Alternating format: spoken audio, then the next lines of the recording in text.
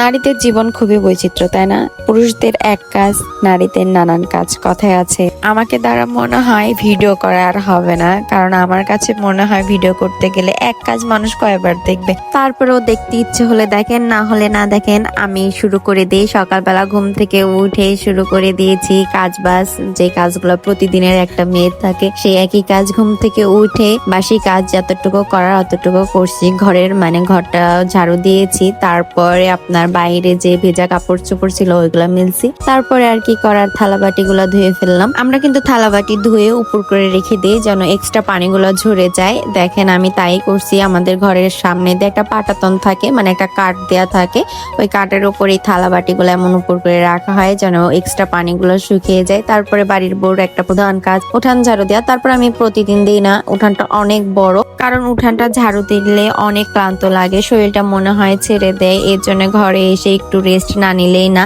তারপর আর কি করার, তারপরে নিজেকে ঠেলে উঠালাম যে কিছু তো করতে হবে। আবারও ঘরের বিছানা টিছানা গুছিয়ে নিলাম। মেয়ে ঘুমাইছে, তার পাশ দিয়েই বিছানা গুছিয়ে নিলাম। আমার ঘরের জানালাটা খুললে এত সুন্দর ভিউ, আমার অনেক ভালো লাগে, আর পানি যখন থাকে আরো বেশি ভালো লাগে।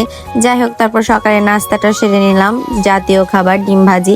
আমার ডিমটা ছোটকাল থেকে এত পছন্দ হচ্ছে, 3 বেলা যদি আমাকে ডিম খাইতে দেওয়া হয় তাই আমি ডিম খেয়ে থাকতে পারবো। তারপরে ডিম ভাজিটা করে নিলাম, আর বাকি কাজটা সেরে ওটা অফ ক্যামেরায় করছি। তারপরে আম্মু রান্না করছিল। আজকে আমাদের দুপুরে খাবার ছিল গরুর ভুঁড়ি, ডাল, কলমি শাক এবং গরুর মাংস।